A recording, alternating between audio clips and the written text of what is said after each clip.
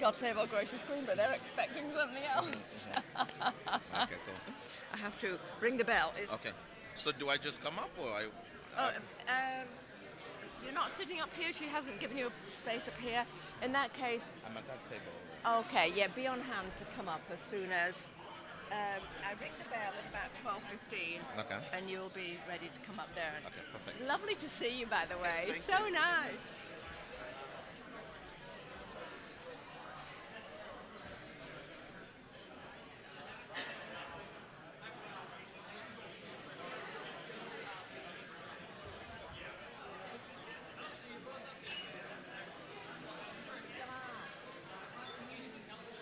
What? The noisy one, the loud one.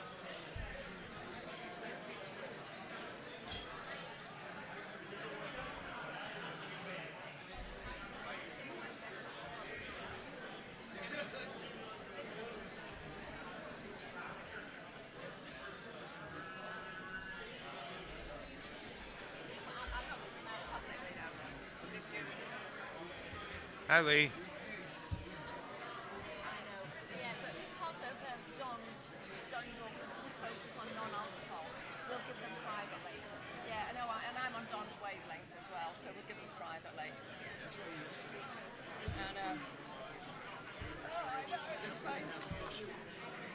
We can have somebody buy a box of them or something, auction off a box of Hi, them. President Margaret. Hello, dear, how are you? Good. Good to see Is you. that all you wanted to do? Well, That's better ring the bell. No. Hang on.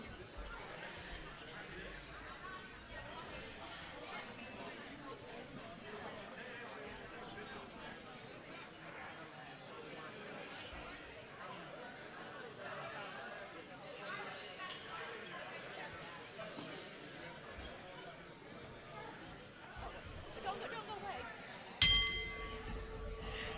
Please, it's noontime. Please go and get your lunch and then come back to the tables. Enjoy your company, each other's company. Chat politely, and I'll be back soon.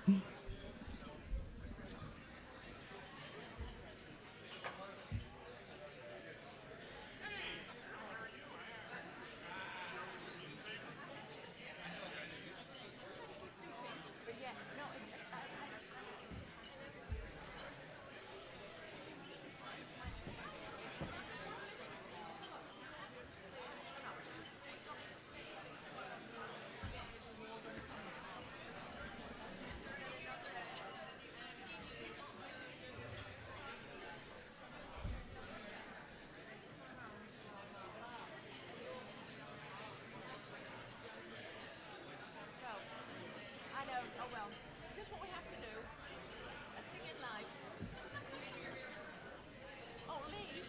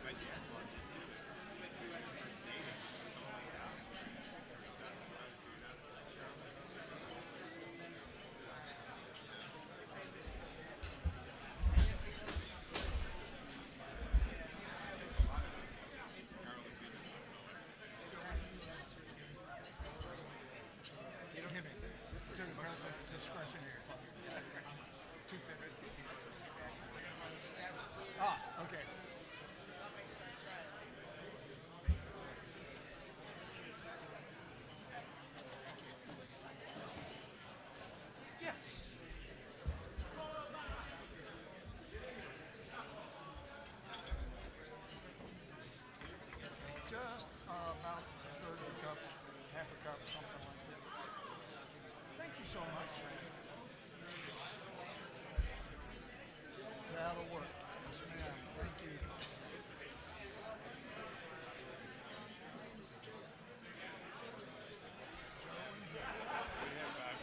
We have celebrated on this Diaz together most of the last almost 40 years. Right? Yeah.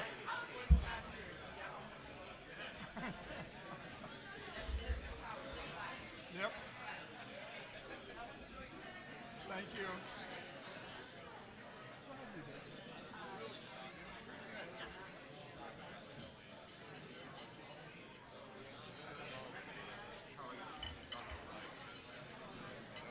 Job or anything, and I can.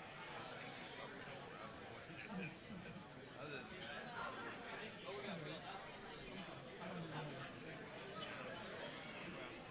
I have to look at my phone. home every now and then you get caught up with But you're no gone percentage in tomorrow. that. Yeah. You have any more trips planned this year? Last year at this time, we had a tax sale for this. Nothing at all. Now it's so happy.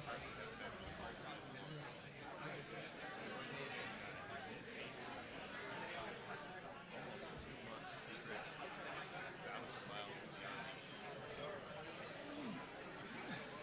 Where are you going?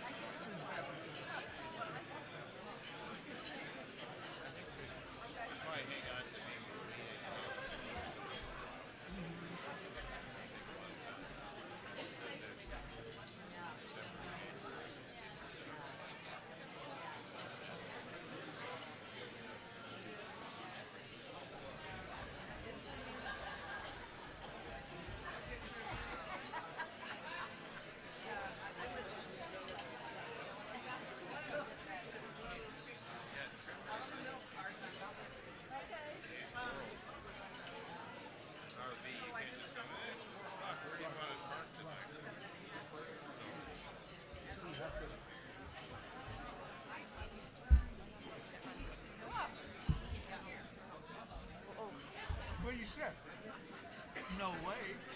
And I thought it's a joke. No. You look quite familiar to me. Oh, he's still young.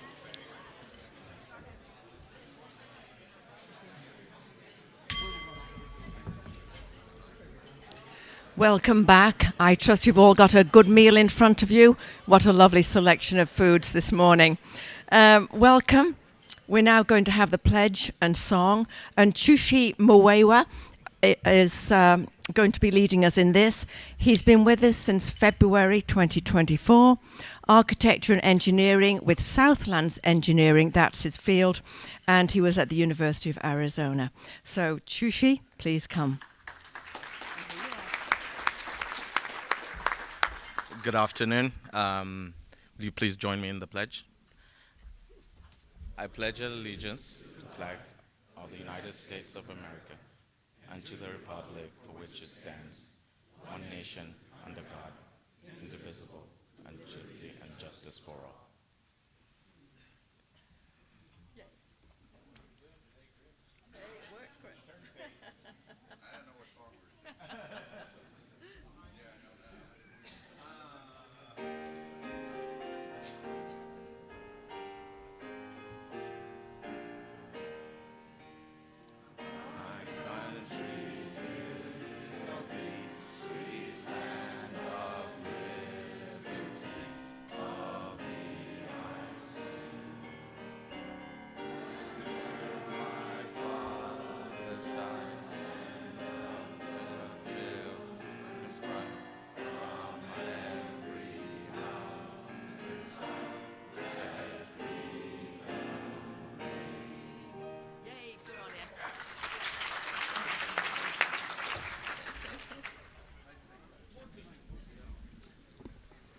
Thank you very much, Chushi. That was wonderful. As often happens in these meetings, we do have some sadnesses to relay to you all. Many of you would remember Dan Chambers. He was a member from 1989 to 2014, and then he moved off to a different Rotary club closer to his home. He's passed away. I know. He was meant to be here at a meeting a few weeks ago, couldn't make it because of his illness, and he's passed away. March the 26th at 11 a.m., there'll be a memorial service for him in the St. Thomas Apostle Church, 5150 North Valley View Road. Unfortunately, because of the schedule of our meetings, there's no opportunity to put the information up there, but we will try and do a blast to you all. So Dan was wonderful. Now also we have a get well, or a couple of get wells. David Pashkow, he had neck surgery. And Marianne Freitas fell and broke her pelvis again.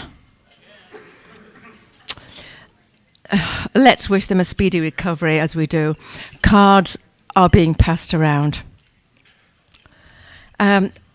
But Sarah is back with us after having been away for a while due to her husband passing away. So welcome back to us. So it's a morning of sad, but also good news. Chris Edwards is going to give the inspiration now.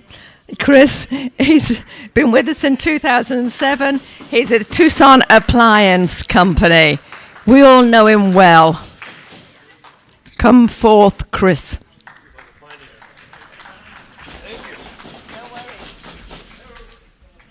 Good afternoon, everybody.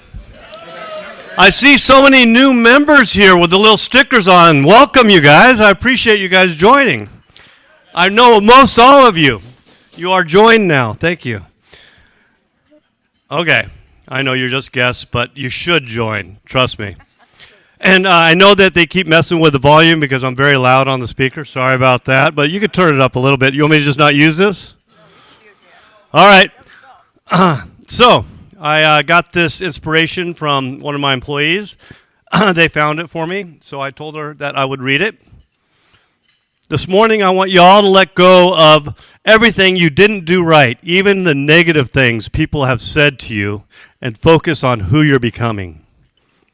There are people who can walk away from you, colleagues, managers, friends, whatever the case may be. Let them walk. Your destiny is never tied to anybody that left. It doesn't mean that you're a bad person for leaving them behind either. It just means that their part in your story is over. And you've got to know when your people's part in your story is over. If you can't figure out your purpose, then figure out your passion. That's right. Your passion will lead you right to your purpose. Run after your destiny. Do not stroll. Do not walk. Do not meander. Do not wander. But run. Run after your destiny. Remember, you can't be who you're going to be and who you used to be at the same time. Here, here.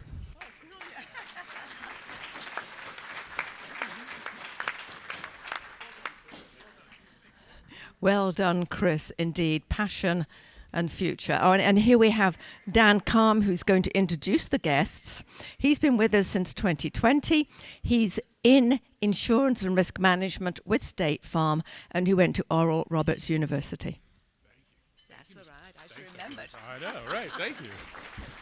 Well, welcome. And we have quite a field of guests today, so that's wonderful. I would like to, before I get started introducing you all, thank the past presidents last week for doing the greeter line for the meeting. It was very nice. So if you're here and you haven't found a club that you like, we encourage you to join us. So if you see at the back table, we have membership packets. If you want to talk to one of us about being a member, please do so. We would love to have you in our club. All right. So anyway, I'm going to call out your name, and when I do, so we can recognize you, if you would please stand up. Guest of Shar Harris, Jeannie Bennett. Jeannie? Guest of Marcy Euler, Helen Gomez. A bunch of guests of Diana Madera, so I'm just going to go through it. Libby Lentz. Greg Adams. Greg. Cheryl Adams. Connie Lubke. Dick Lubke. All right. Guest of Faye Morris and Eric Smith, Mike Zellner. Mike. Guest of Mike Schulte, Ben Lum. Guest of Amy Graves, Jose Arias. Hi, Jose. Guest of Jim Murphy, Connie Murphy. Connie. Guest of Gary Hirsch, Kim Moon. Guest of Bobby Larson, Billy Tong. Guest of Jamal Gibbons, Diana Jimenez Young. Guest of Jeff Ronstead, Ed Ackerley. Ed? All right. Guest of Lynette Wells, Tina Atkinson. Guest of Doug Lowell, Liz Lowell. Guest of Thomas Robertson, Zach Tavel. Zach? Guest of Chris Edwards, Adam English. Adam? Guest of Joe Pennington, Mickey Pennington. And with that, Dr. Margaret, we are done with the guests. Welcome all.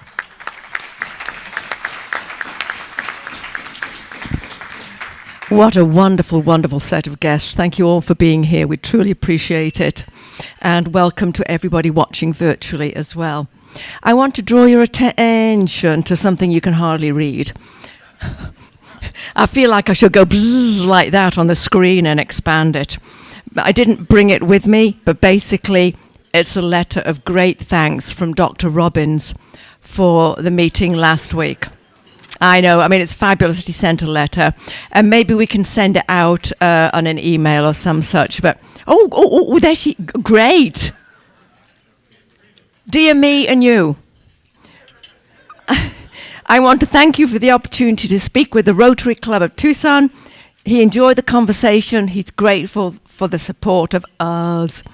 Thank you also for the incredible surprise of being named an honorary member of the Rotary Club. And that was Bob Logan doing that. Possibly in fun, but it was taken seriously. Brilliant. It was an unexpected and truly appreciated note of support and partnership. Thank you again.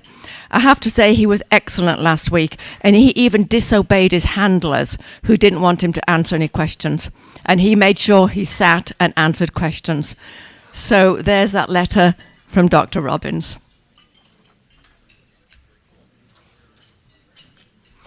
I'm now going to ask Diana Medeiros to come up because she's going to introduce the program. She's been with us since June 2021. She's an art and design, as we know, at Madeiras Gallery. Fabulous display at the weekend, by the way. I was there. She's been to Douglas College and the U of A. So, Diana. Thank you. Just a note of business before I introduce our speaker. For January, we had a tie for a Rotary Service Award, and that's between Dot Kret and Alec Behrens. And Dr. Britton is going to choose the name. We're going to draw. Thank you. So the winner for January, and you get a $50 gift certificate to any Fox restaurant, is Dot Kret. And in February, the winner is Rob Tull. Is Rob here? Rob? All right. Congratulations. So just see me afterwards for your certificate, okay? And I want to just thank Connie and Dick Lupke for facilitating the introduction to Dr. Britton, and we are so lucky, you can't imagine, to have her here today. Dr. Roberta Diaz Britton is the head of the Center for Innovation in Brain Science at the University of Arizona. She's an internationally recognized expert on Alzheimer's disease, and her discoveries had led to innovative ways to prevent, delay, and treat the disease. She's currently conducting 4 clinical trials on aging, Alzheimer's, and Parkinson's. She holds multiple patents, and she founded 2 biotech startups. Her honors are really too numerous to mention, but I would like to just draw your attention to this one. She has been awarded the U.S. Presidential Citizens Medal, which is the highest honor awarded to a citizen. Dr. Britton is currently testing a substance found naturally in the body that can potentially regenerate the degenerated brain. This can have huge implications for people with Alzheimer's, Parkinson's, multiple sclerosis, and ALS. Most of us, including me, if not all, we know people who have been afflicted by one or more of these diseases. I'm so looking forward to hearing about the research she's doing and the discoveries she has made. And I'm so proud she's affiliated with the U of A and lives right here in Tucson. Please help me welcome this internationally acclaimed researcher, Dr. Roberta Britton.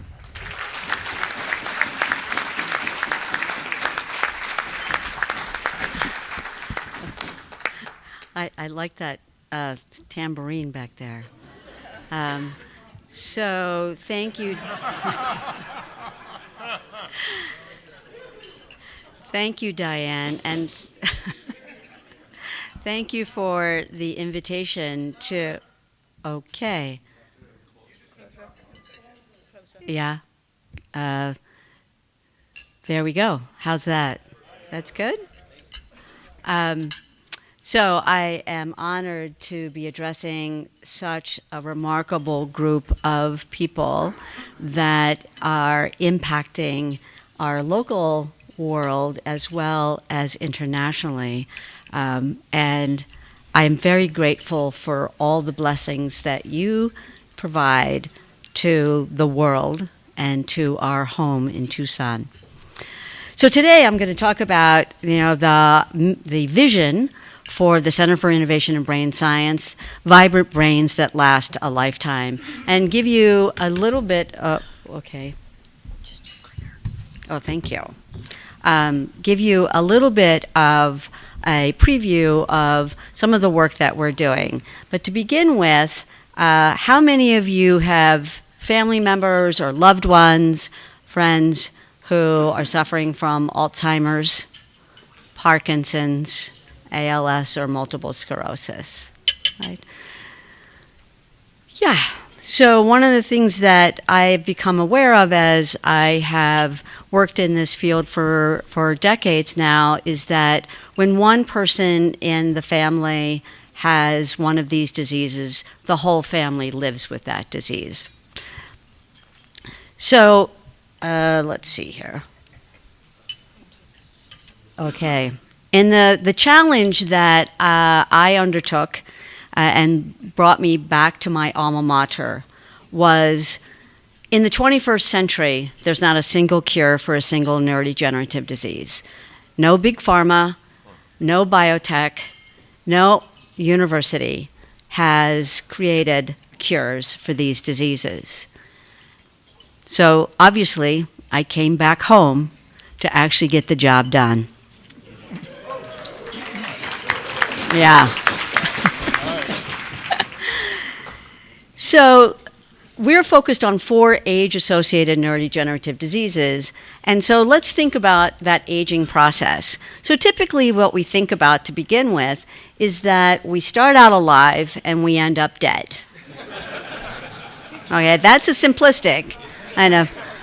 In reality, though, what really happens is that we undergo transition states, and the aging process can be multiple transition states. So when we think about therapeutic interventions, let's see if I get, yeah.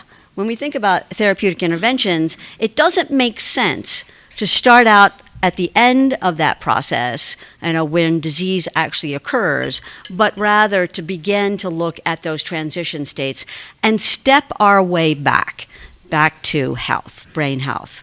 So let's take a look at that aging process, or that aging demographics again. Or here we go. So the world is aging, and I don't think that's going to come as any surprise to any of you. And this is global. It's a global challenge for all nations in the world. So let's think a little bit also more locally in the United States. What's the impact of one of those diseases on our economics? So in the 2020, we spent the GDP of Connecticut on treatment or care for Alzheimer's disease. In 2035, about 10 years from now, it will be the GDP of the state of New Jersey. And by 2050, we will be spending every year, year after year, the GDP equivalent of the state of Florida, with Disney World. That was a joke. So let's think about how we can actually prevent the development of these diseases. And one, to sustain brain health. So one of the strategies that we have been quite interested in is hormonal therapies. And what we find is that women who received menopausal hormone therapy had about a 60% reduced risk of developing Alzheimer's disease, but also Parkinson's and ALS and multiple sclerosis. So menopausal hormone therapy has been quite effective in reducing the risk of developing these diseases. And that's a very controversial topic, which I'm happy to discuss during the question and answer period. Now, the same is true for men who have gone through andropause. And there is a significant reduction in both Alzheimer's and multiple sclerosis, but an increased risk of developing ALS and Parkinson's disease. And we can talk more about that.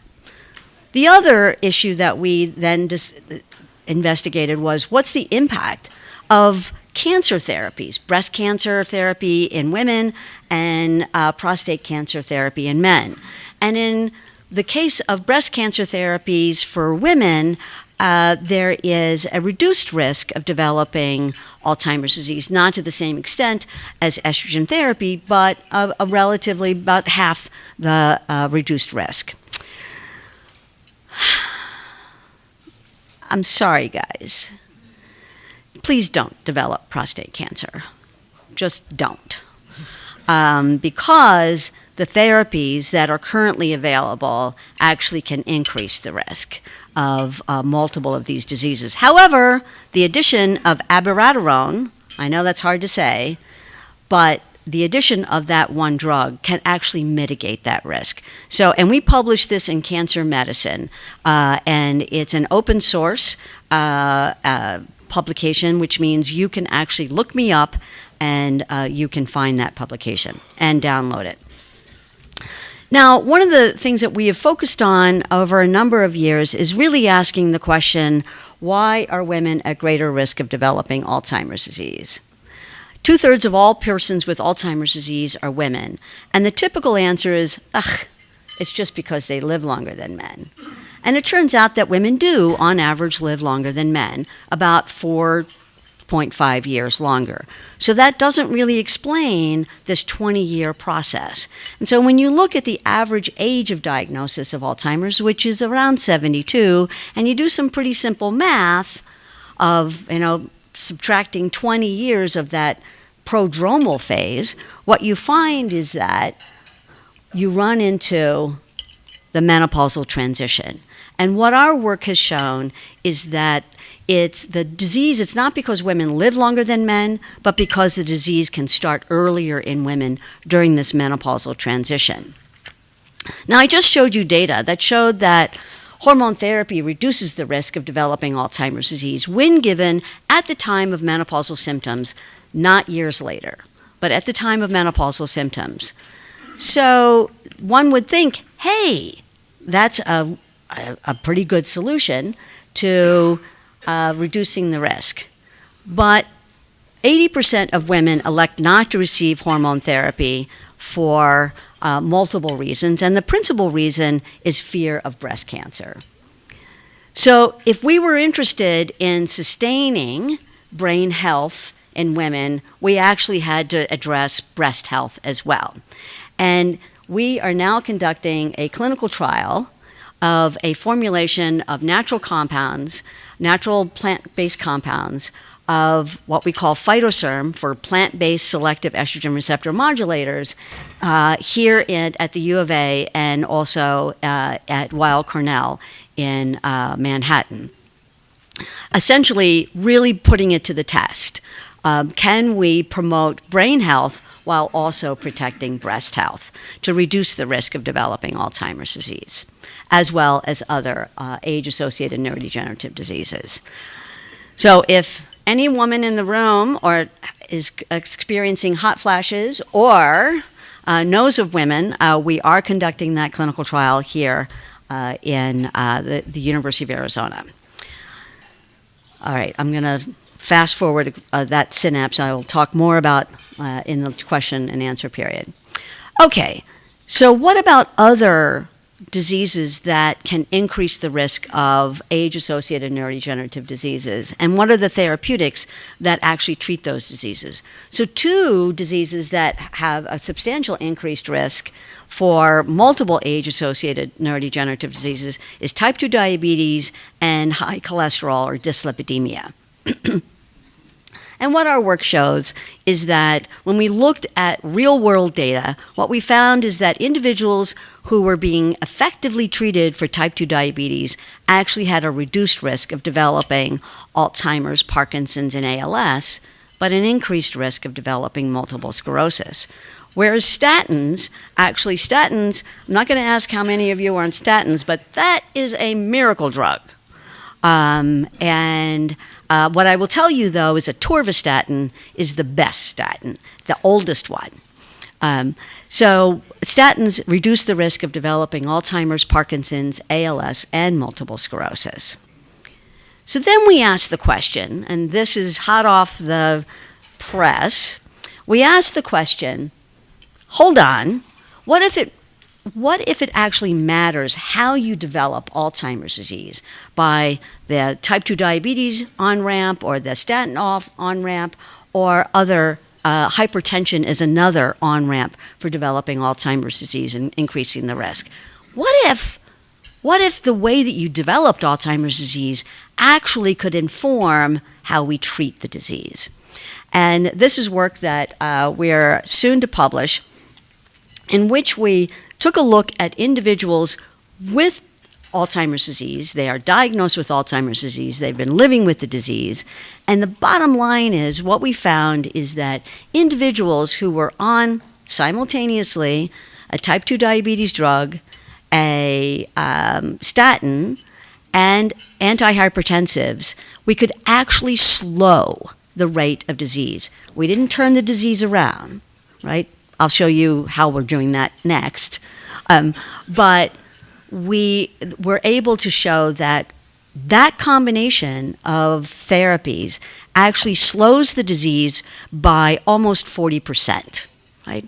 Which is quite impressive considering how many of you have heard of the new amyloid antibodies that are being used to treat. They slow the disease in very early stage by about 20 to 25%, right?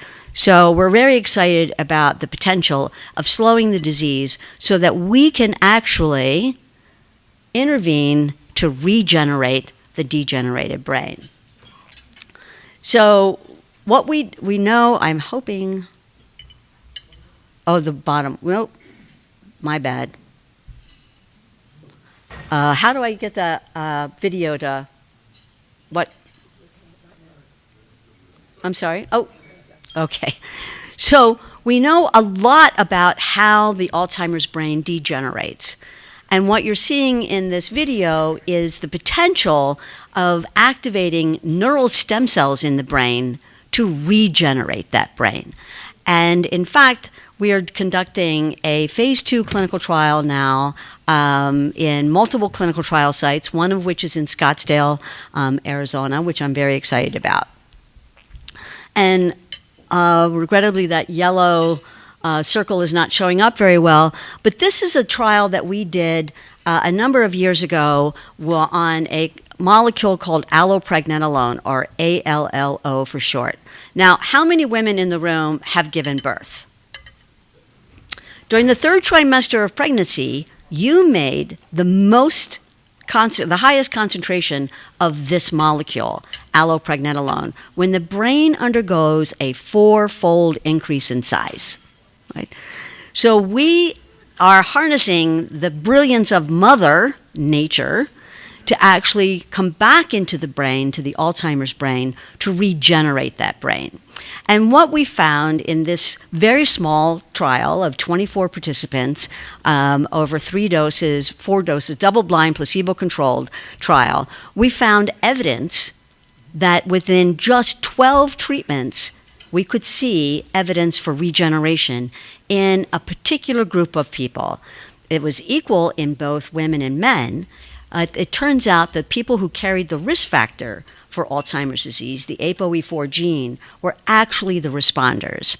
And in addition, we found not only that there was evidence for increasing that size instead of undergoing atrophy and losing brain volume, we actually were able to increase brain volume in those individuals. And we were able to increase the connectivity, those neural networks in the brain that you're using right now to encode the information that I'm giving to you and then remembering that information. I'll be testing you shortly.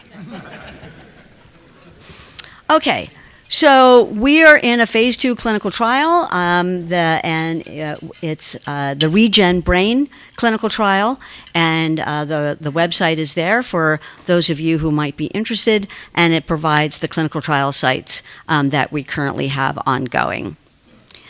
So that gives you a taste of how we are addressing both sustaining brain health, preventing neurodegenerative disease, and the potential for regenerating that brain. We're also conducting currently an open label trial of ALLO in persons with Parkinson's disease, which we're very, very excited about. So is this all we're doing? No. We really have a precision medicine approach for neurodegenerative diseases in which we're essentially targeting those individuals not only for how they develop the disease, but whether they're female or male, or whether they have the risk factor genes for these neurodegenerative disease, and really bringing that precision medicine approach to neurodegenerative disease therapeutics. This is our portfolio currently, and we have multiple therapeutics in clinical trials that are listed here, as well as for Alzheimer's and for Parkinson's. We have therapeutics being developed for ALS in the center and for multiple sclerosis. So we have a full portfolio.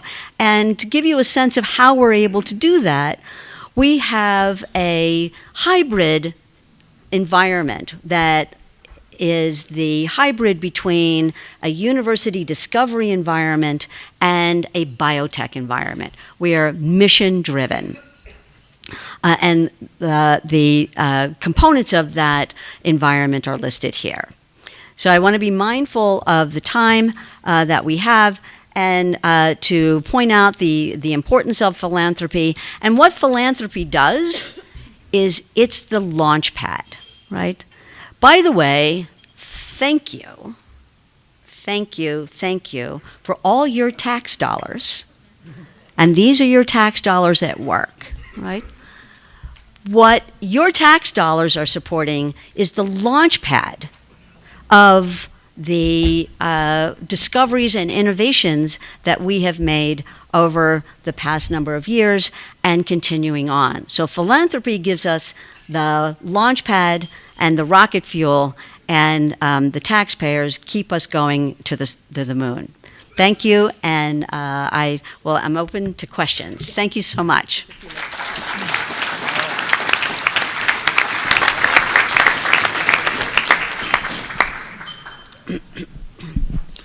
Thank you, Doctor, for everything.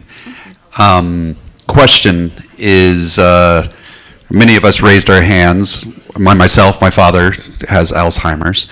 And what's the best way to know? You mentioned a gene, that if you have that gene, what's the best way, like within what you do here, for those of us that might think that we're genetically predisposed? Yeah. What can we do? So there are one of two things. One is your physician can order, an ApoE4 genetic test. ApoE4 gene is actually a risk factor for each of these diseases. The other is 23andMe.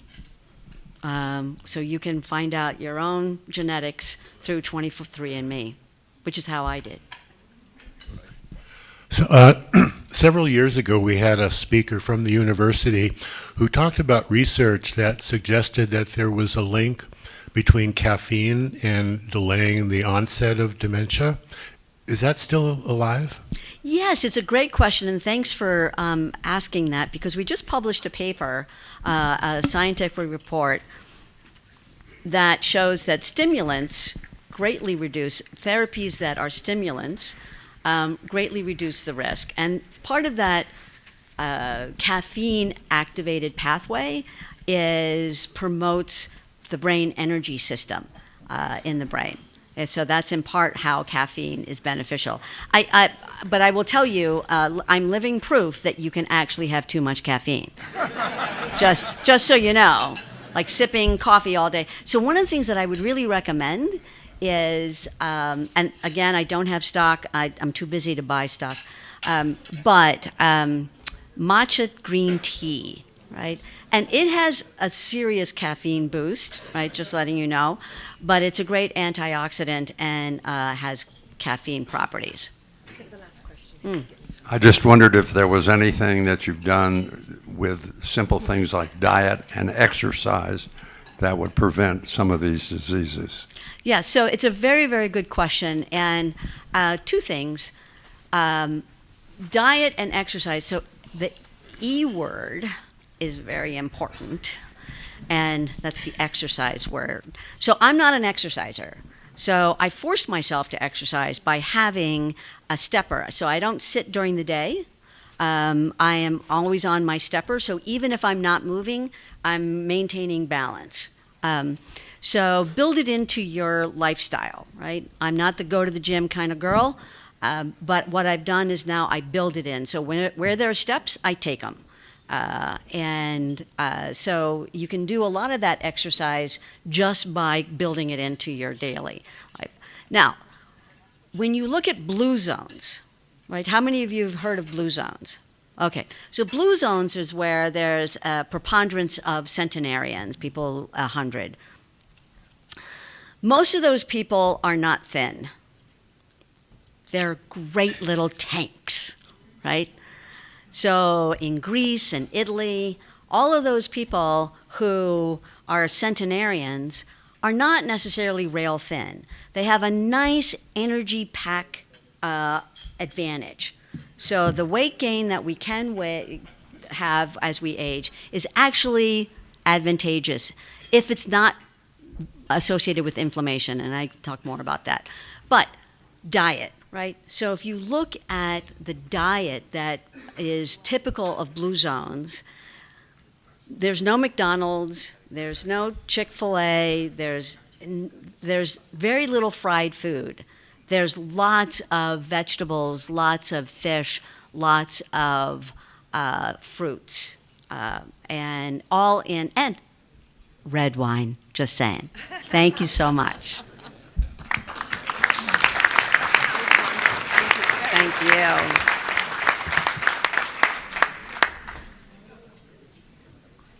You all noticed that I poured some coffee while she was talking. I have ALS in the family, by the way. Doctor, we always give a book, have a book signed, and we put it into the Make Way for Books library. David is our president, David Lovett, and he's one of our members, but he's a president, so I'll ask you to sign this. It's called Your Fantastic Elastic Brain.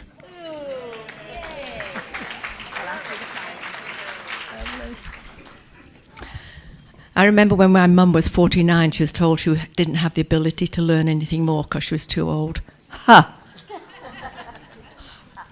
Ha! We now have happy birthdays. We do have a couple to note today. We have Joe Pennington first, and his birthday was on March the 1st. And Joe his birthday was, March the 1st. I don't know how long you've been with us for, Joe. It's how many years? Since 1985. Since 1985. Fabulous, isn't it? But what you don't know about Joe is that he helped to end the water wars in Tucson by working as chairman of the Pima County Republican Party to elect Bob Walkup, father of our current member, Jonathan, as the 40th mayor of the city of Tucson. Joe. Thank you, President Margaret. I noticed that cards are going around to be signed for Mary Ann Freitas. Let me tell you how much that meant to get those cards. It was great. So please fill it out for Mary Ann. Really appreciate it. And then my contribution today is going to be to the President's discretionary fund. I hope you use it well.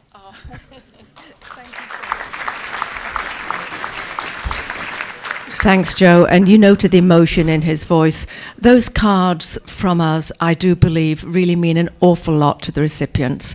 It shows how 150-ish, 200-odd people actually care about our membership.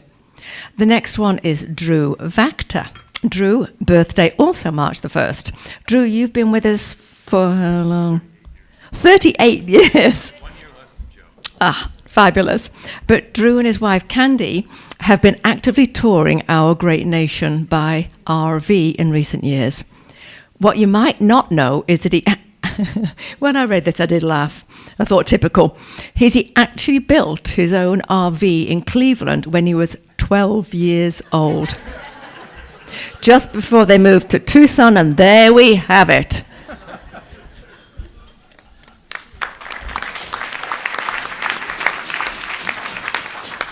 Thank you, President Margaret. I don't know if you can see it, but on the covered wagon it says Arizona or bust.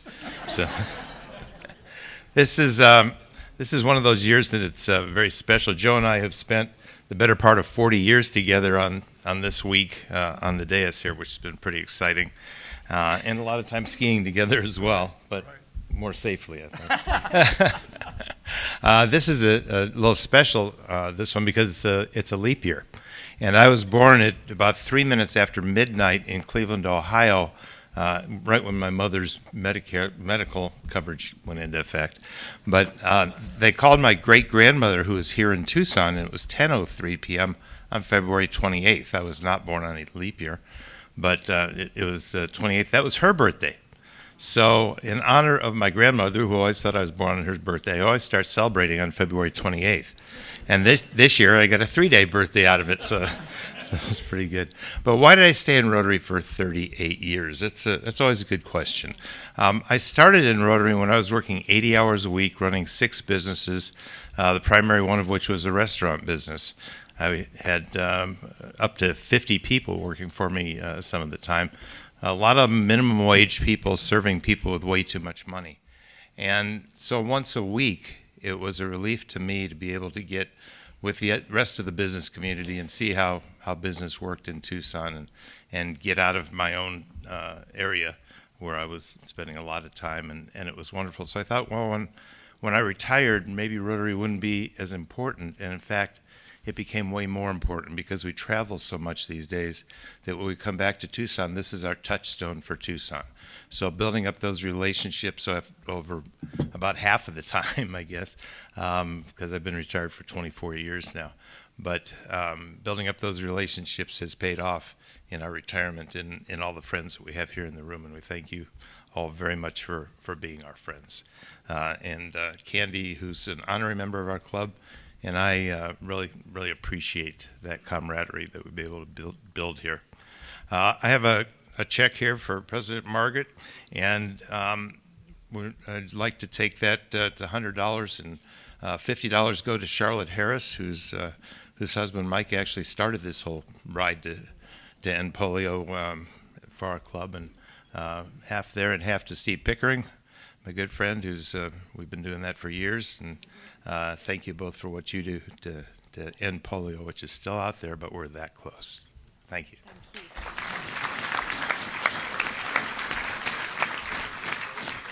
I suspect also that being a member of Rotary and being involved with all of our projects actually delays Alzheimer's as well. Well, we're so engrossed and we're doing things and we're using our brains. So thank you very much, Joe, and thank you, Drew, for generosity and for your time with us, most importantly. Thank you. And now, wonderful, introduction of new members. Amy Graves, would you like to come up here, please, with Jamal? Amy's been with us since 2018. She's with the Haven Community and Social Services. She was with the University of Georgia, and she's going to introduce the new member, Jamal, who's also within Community and Social Services.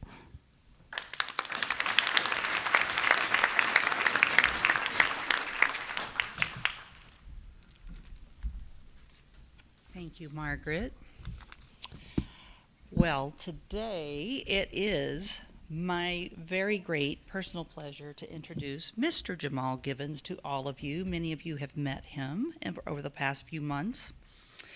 Jamal and I go pretty far back. I believe it was 1998. We met as colleagues, and for 2 decades, I would say it's fair that we were in the trenches together, pulled many an overnighter trying to get grant proposals out for funding. Over that time, and along with many other people, we eventually built what became Kodak's Child and Family Services Department. And over time, spending that much time together, we grew a friendship as well that extended to both of our families. Jamal grew up as an Aramco brat. For those of you that's new, ask Jamal. It's an interesting background. Anyway, he grew up an Aramco brat in Saudi Arabia, and today he still keeps in touch with many of those people from that time of his life. He knows how to maintain relationships. He also knows how to have fun. His motto has long been work hard and play hard. He's a DJ, he co-hosts a podcast, and he frequently wins karaoke contests. Jamal and his wife, Raquel, have 2 very wonderful, beautiful children. They are wonderful inside and out, and the whole family gives back to the community just as a matter of course. Which brings him to us today. A couple of years ago, Jamal told me that he was actively searching for a way to contribute more formally to our community. He wanted to know about Rotary International, And after checking out a few of the other wonderful opportunities we have, the other clubs that are in our community, he chose us. If I had to identify one person who naturally embodies the four-way test up here, just as a matter of course, without thinking about it, it would be Jamal. You all are going to love him as a fellow Rotarian. Jamal, we belong to an international organization, and I want to help you start your involvement globally as well as locally by contributing to your first Paul Harris. Everyone, please help me welcome Mr. Jamal Givens.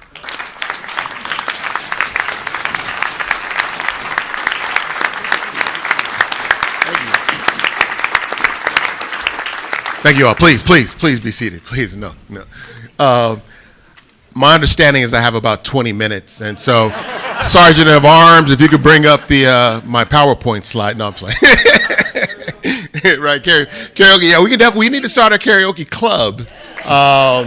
I know we got Bruce and some people playing the keyboard.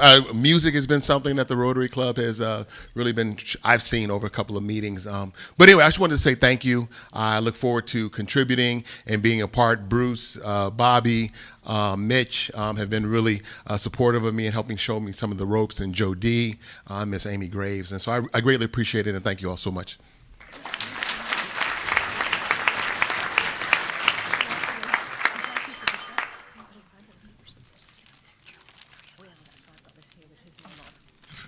Wrong one. So, a photograph of the three of us? Yep, got it.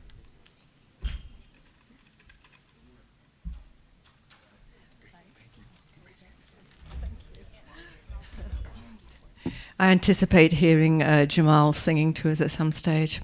Now, in keeping with the process and the protocol, so we're now going to have a new member introduced, and Margaret Higgins is going to introduce her. Margaret's been with the Haven, with Rotary since 2005. She used to run the Haven, and she's going to introduce our new member, Pam Walton Ross, who is a retired chartered public accountant.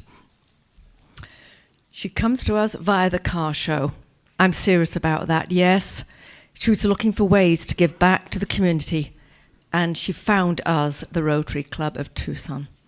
Apart from being a car enthusiast, she loves classic cars, especially Jaguars. Note the pronunciation.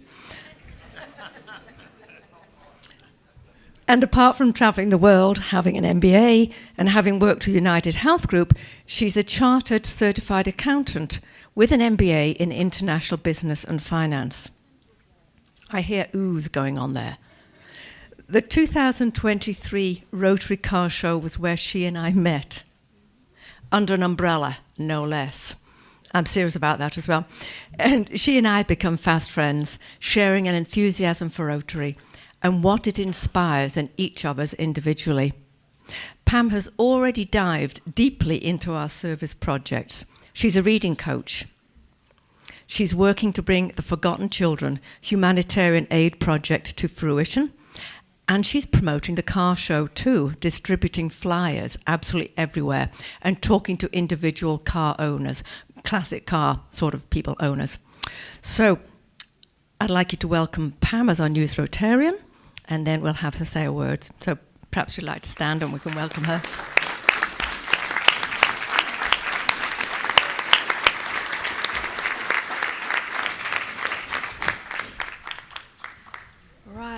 First, I would like to thank Doreen and Erica, which I believe, this is my yellow pack here, so thank you for that. My sponsor and dear friend Margaret, for introducing me to Rotary, my mentor, the lovely Charlotte, and to all those who've made me so welcome since joining. With that, just like to say how super excited I am to be working on the various projects and getting to know everyone and each of you as we start the projects. Thank you.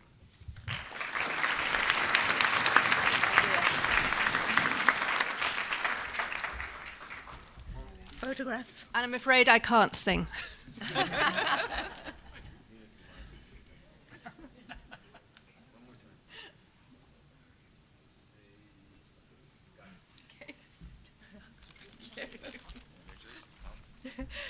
She said you can't sing, and I'm sure I heard somebody mutter, neither can Margaret.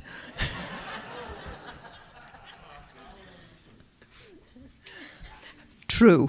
Nevertheless, it's now time for the Paul Harris presentation, and while they're walking to the front, I just want to say again, welcome to the new members. Pam is fabulous. Jamal, love having you both here. Thank you. Shah Harris is going to do the introductions. She's been with us for how many years, Shah, since I'm asking everybody? Many years. Oh, I was counting. Oh, she's not Over counting. 20.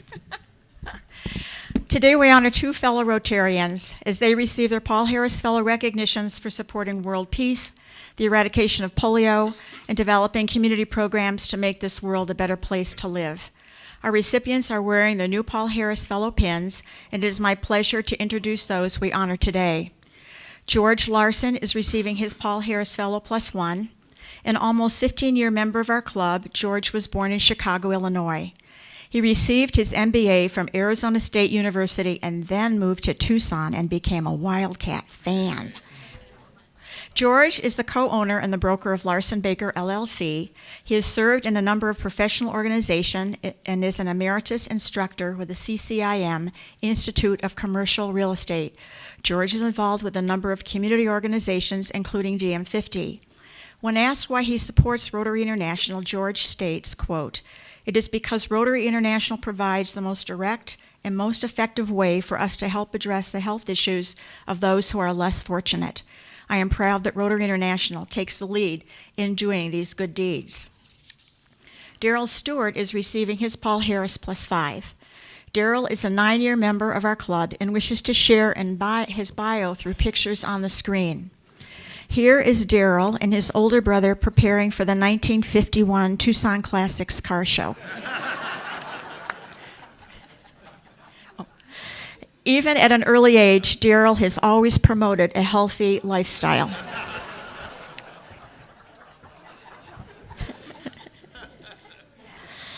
Daryl fell from this bomber mounted over a gas station in Portland at age 5, resulting in a brain concussion, the loss of hearing in his left ear, and other abnormal behaviors we have all come to accept.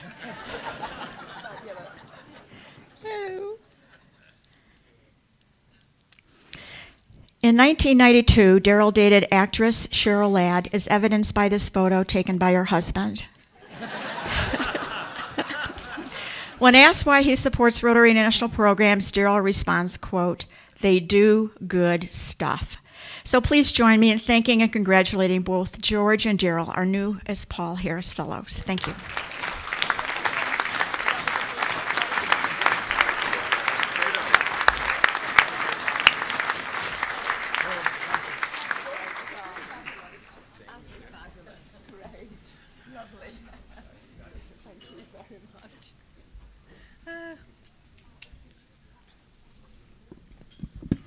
You can't say we don't enjoy ourselves at these meetings.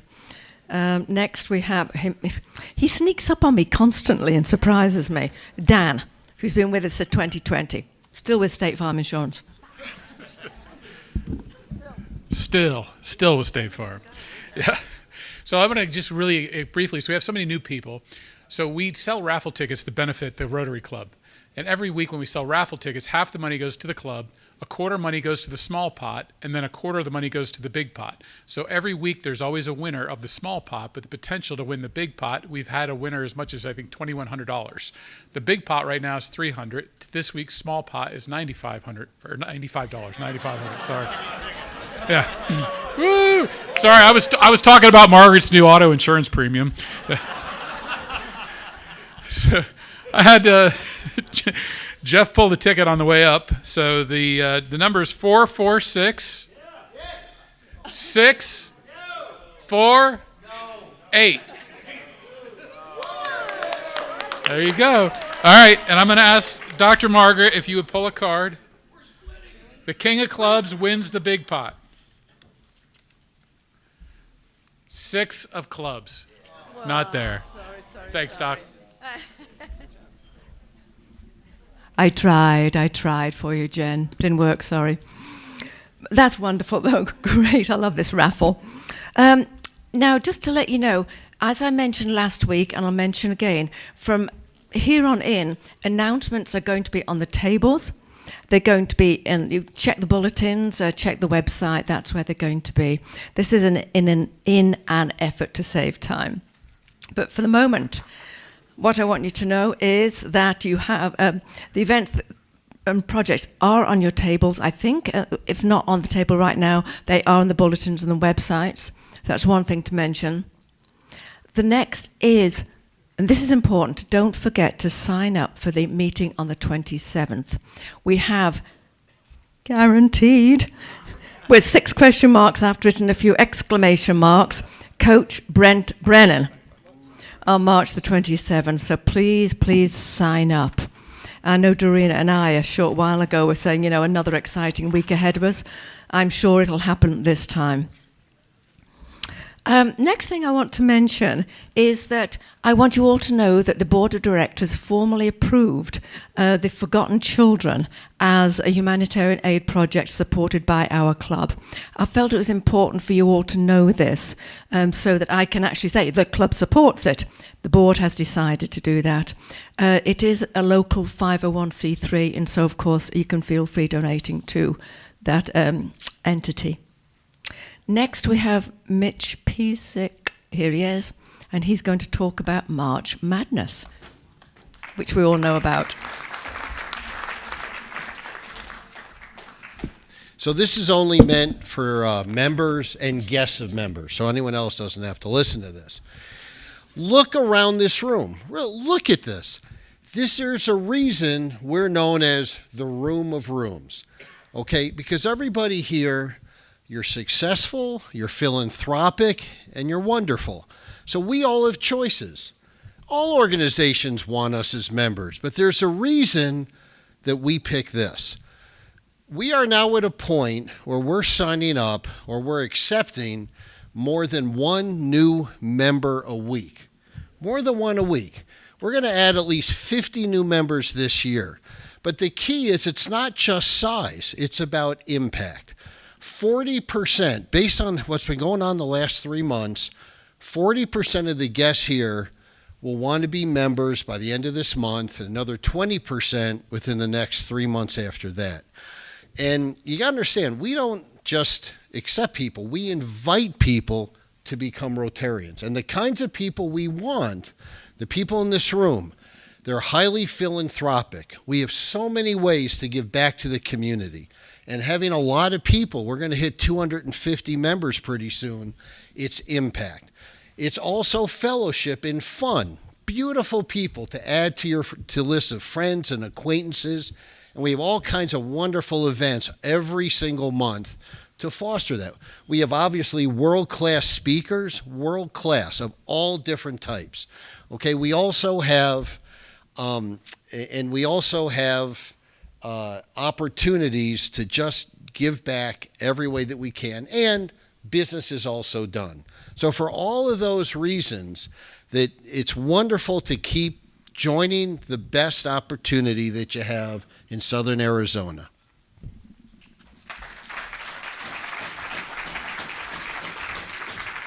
Thanks, Mitch, and of course I echo his thoughts there. And now we have Sandra Johnson, who's going to talk about the awards.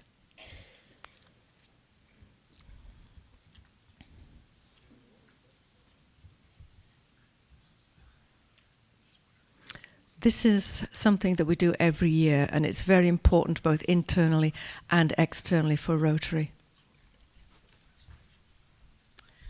Dorina, do we have forms available?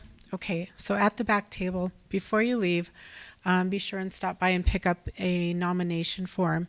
So we will be taking nominations for the 4-way test, which is given to a non-Rotarian, and then also the Orville McPherson Award, which is given to a Rotarian who has exemplified the ideals of Rotary and has made a positive impact consistently, going above and beyond. And we want to recognize those people within the club. So right now I'd like to ask if there are any past 4-way test award winners that are in the room. There you go. Would you stand? go ahead and stand for us. And I think it's important. I think it's important because it does bring people into our group that may not have otherwise known about Rotary Club. So I also would like to ask if we could have all of the past Orville McPherson Award winners stand and be recognized.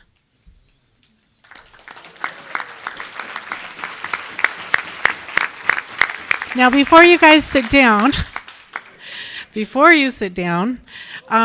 you look around, there were a lot of people still seated, and we have a lot of opportunity here to honor someone who has made a big difference in our club, in our community. And so I would ask that you take the time to get to know the people sitting around you and find out what they are doing if you don't know, because we would love to honor someone who is making a big impact. And then pick up the forms in the back of the room. We'll also follow up with an email this week and send those out electronically as well. Thank you.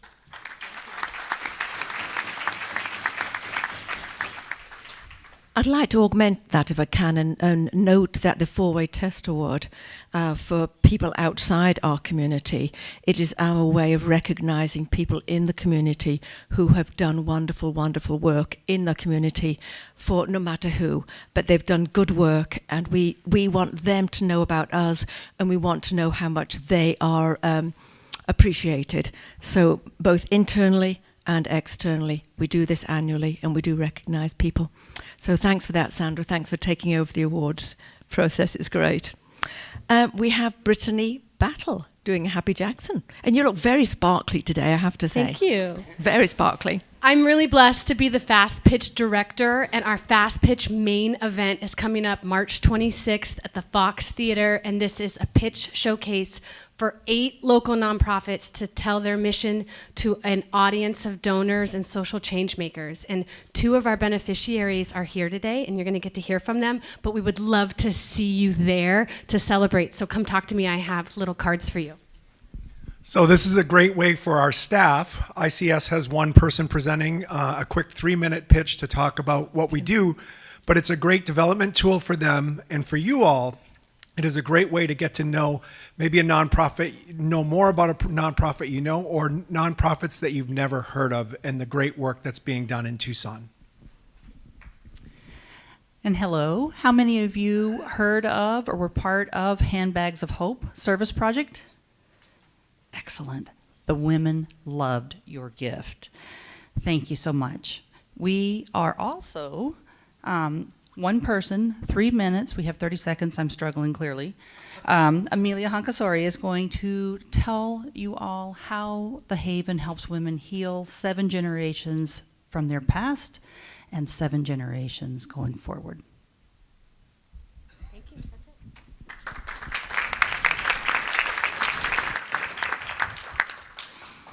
And I see at your table Tim Puntney. Tim, do you remember last week? Do you think you've learnt anything from the neurodegenerative disease talk this week? We don't have a meeting next week.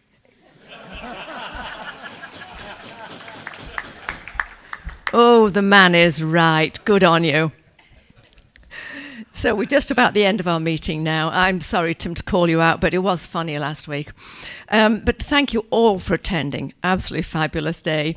And thank you to our virtual guests as well. We hope that you enjoyed the meeting. Welcome to everybody. And I hope to see many of your faces back here again. Now, each week I mention the Blue Cups, the donation to the UA and Pima Community College Scholarship Student Cups. Put money in. Now, I know, put money in, people laugh at me.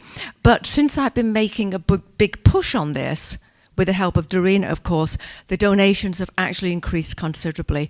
We as members are able to donate via virtual ways. Guests cannot. So guests, please, if you'd like to support the scholarships, avail yourself of the Blue Cups and put your spare change in there. Thank you very much. I want to say happy birthday again to Joe and to Drew. I want to welcome both Jamal over there and Pam, my good friend here. I do appreciate you being with us because everybody has to learn a different accent now. Listen closely. Jaguar, you're quite right. So thank you very much and welcome to you both. Now, next week, there's no meeting due to the second week of the month, as Tim just reminded us. His brain is working. Now, if you want to attend the private tour of the San Javier mission, you must sign up under upcoming events on the home page website. Scan down the left of the page when you actually go onto the screen. It'll be fabulous. It's a private tour just for us. How many people get that opportunity? Very few.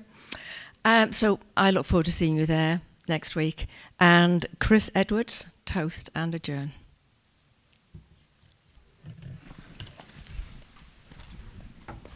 I don't have to walk up there. You better turn that down before people start getting deaf. But anyways, I just want to say, see, I told you he should have got on it, but I know almost everybody in this room. A lot of you here are members, and there's a lot of guests here. You guys should join. This is an amazing group of people that do, now they can't hear, now that do philanthropic work. And I just want you to know that everybody asks me, how are you doing? How am I doing? I'm wonderful as usual. I want you to be wonderful as usual. All you have to do is say it, and you'll live it. So here's to be wonderful as usual. Here, here. Drink your coffee. After all, it helps our brain. He turned it off. The rotter.